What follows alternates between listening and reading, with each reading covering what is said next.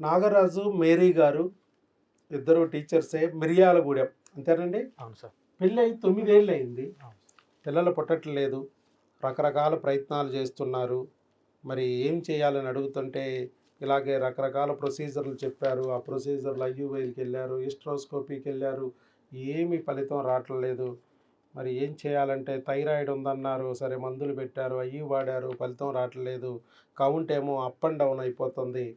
మరి మీరు యూట్యూబ్ ద్వారా మన వీడియోలు చూసి మన దగ్గరికి వచ్చి మన టెస్టులు చేయించుకున్నారు, మందులు వాడారు.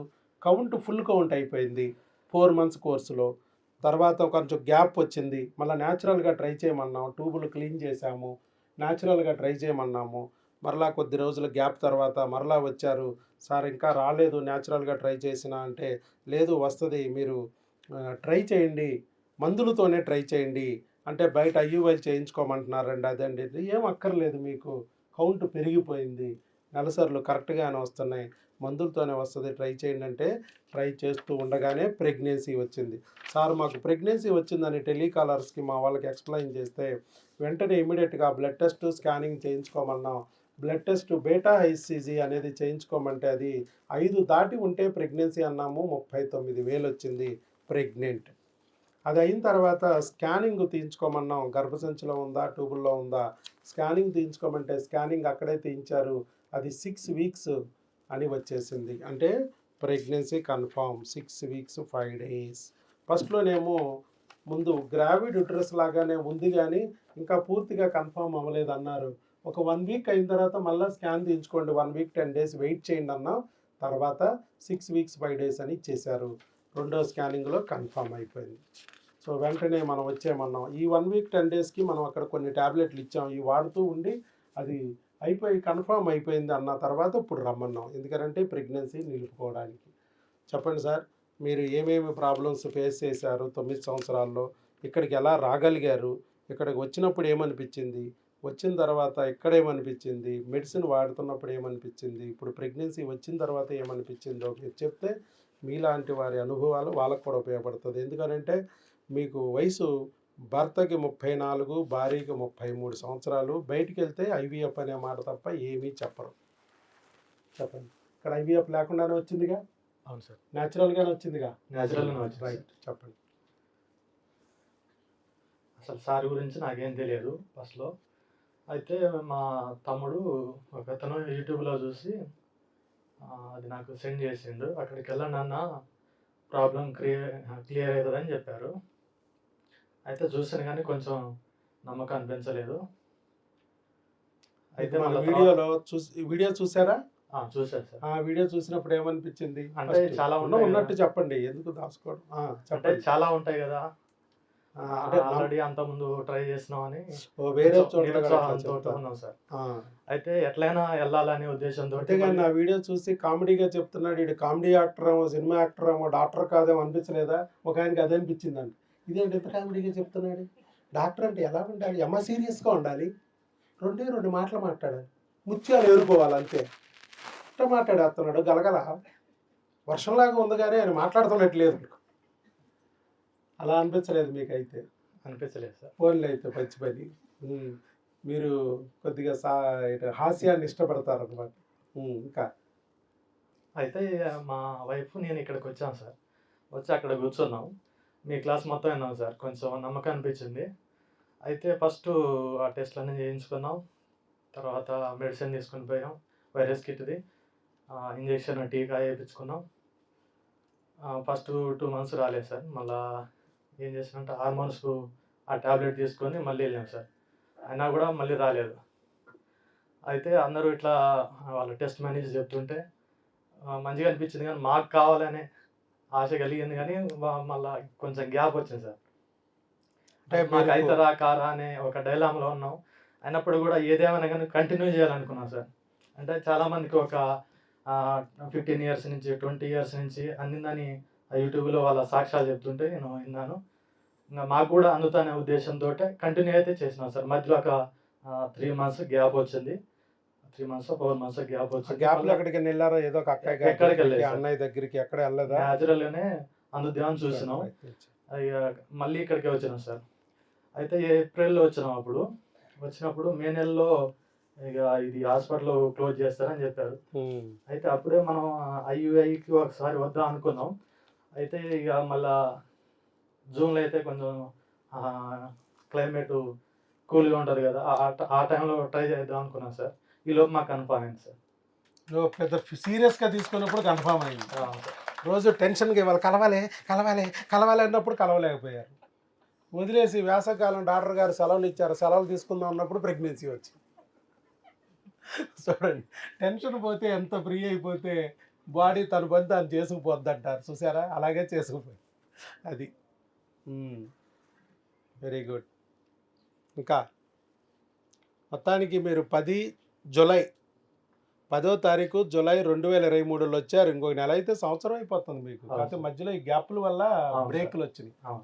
అది సరే, మొత్తానికి వదలుకోకుండా వాడారు 9 ఏళ్ళు అప్పటికి. అంటే ఇప్పుడు 10 వచ్చేస్తాయి పెళ్ళయి.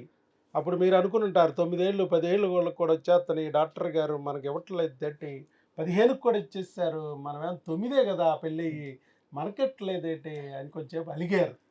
3 నెలల గ్యాప్ ఇచ్చారంటే నా మీద అలిగారు.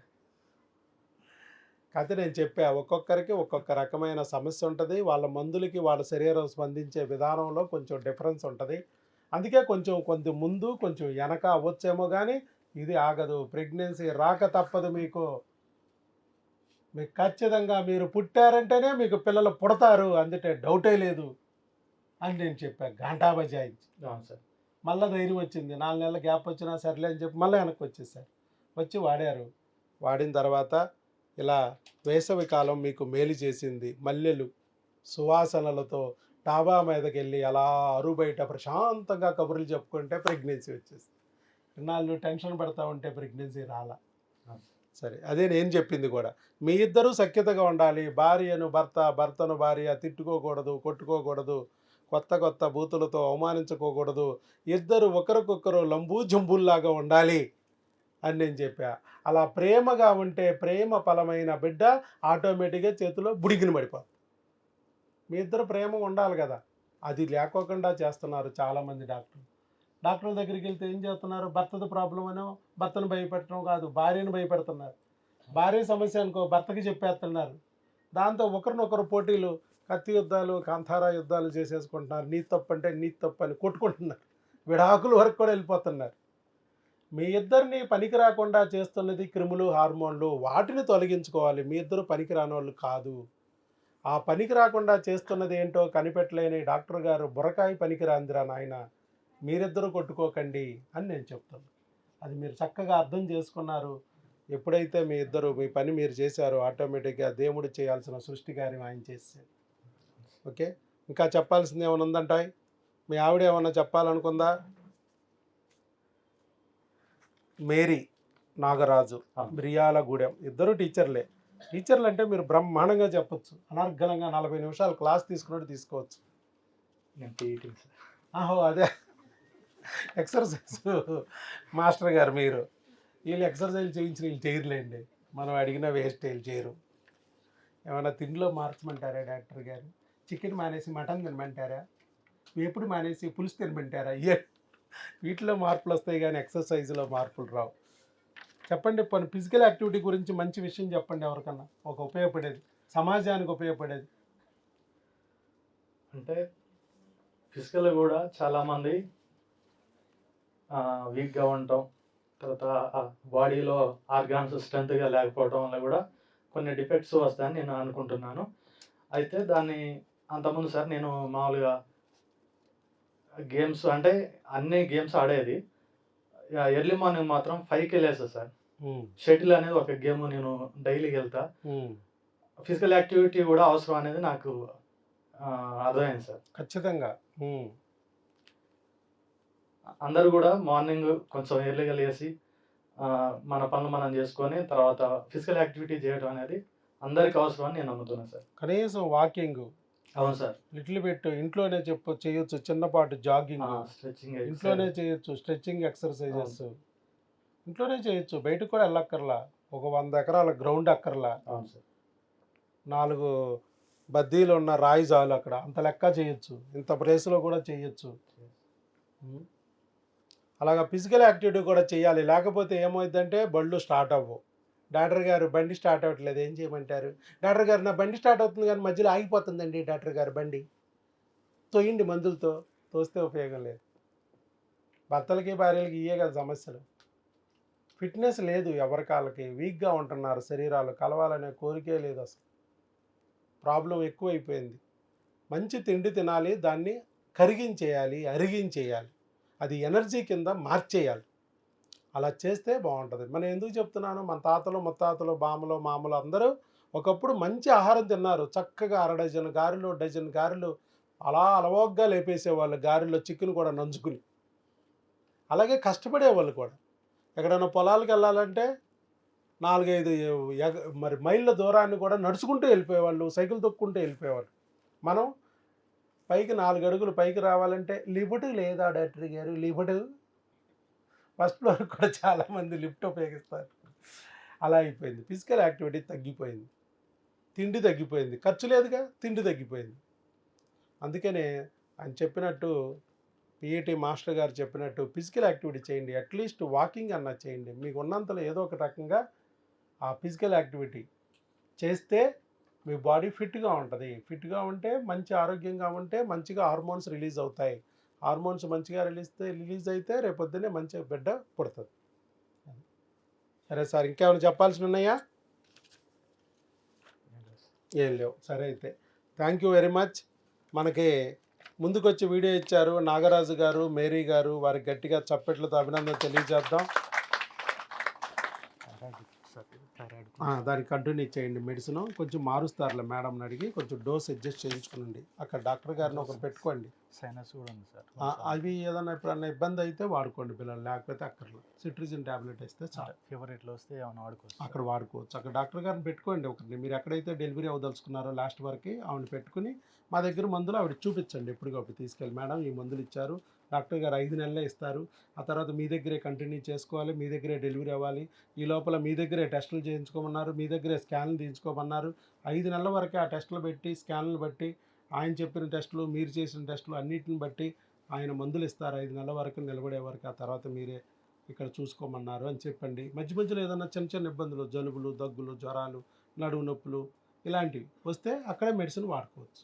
అవి మీరు మాకు ఫోటో వాట్సాప్ పెట్టండి, ఈ మెడిసిన్ వాడుతున్నామండి వాడుకోవచ్చు అని. మన వాట్సాప్ మన నెంబర్లు ఉన్నాయి కదా, ఉన్నాయి సార్. టెలికాలర్ నెంబర్, దాన్ని పెడితే మేము చెప్తాం కంటిన్యూ చేయమని. Okay sir. సిస్ట్ ఉందని ఆయన చెప్పారు సార్. అవి మన ఏం చేయం. ఆ సిస్టులు ఉన్నాయి, గెడ్లు ఉన్నాయి అని చెప్పే కదా ఆపరేషన్ అన్నారు. మనకు ఆపరేషన్ లేదు. ఆల్రెడీ బిడ్డ రాదన్నారు, వచ్చేసింది. ఇంక ఇప్పుడేముంది, బిడ్డ వచ్చేస్తే గెడ్డలన్నీ అణిగిపోతాయి.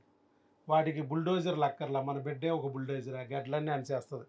ఈ గర్భిణీ స్త్రీ ఏ ఆహారం తీసుకోవాలి అనేది ఈ బుక్లో ఉంది. ఈ బుక్ను మాత్రం వాడమనండి, ఆ బిళ్ళలు వాడుకోమనండి, ఇంకెలాంటి ఇబ్బంది ఉండదు. ఎందుకనంటే చాలామంది బయట అదే మరి సిస్టులు ఉన్నాయి, గెడ్లు ఉన్నాయి అంటున్నారు, ఆపరేషన్లు లాప్రోస్కోపీలు అంటున్నారు. అవేమీ అక్కర్లేదు. ఏ ఉన్నా కూడా మన బిడ్డను తెచ్చుకోవచ్చు. బిడ్డ వస్తే గెడ్లు అణిగిపోతాయి అని మనం చెప్తున్నాం. ఇప్పుడు కూడా అంతే, వీళ్ళు కూడా అంతే. సిస్టులు ఉన్నా కూడా బిడ్డను తెచ్చుకున్నారు. అలాగే థైరాయిడ్ ఉన్నా కూడా సరి చేసుకుని బిళ్ళలు వాడుకుని బిడ్డను తెచ్చుకున్నారు. ఇలా ఏ సమస్య ఉన్నా కూడా దానికి మందులు వాడుకొని సరి చేసుకోవచ్చు. Okay right, all the best. ఈ బిళ్ళలు రాశాను, కింద ఎక్స్ప్లెయిన్ చేస్తారు ఎలా వాడాలి. కొన్ని ఇంజెక్షన్లు ఉన్నాయి, కొన్ని ట్యాబ్లెట్స్ ఉన్నాయి, అవి ఎలా వాడాలనేది వాళ్ళు ఎక్స్ప్లెయిన్ చేస్తారు. దాని ప్రకారం వాడుకోండి. ఏదన్నా చిన్న చిన్న ఇబ్బందులు ఉంటే అక్కడ చూపించుకోండి. మీకు ఏదన్నా సలహా కావాలనుకుంటే మాకు ఎప్పుడైనా సరే 10 to 5 మధ్యలో కాల్ చేస్తే మేము మీకు అందుబాటులోనే ఉంటాం, చెప్తాం. Okay sir. రైట్.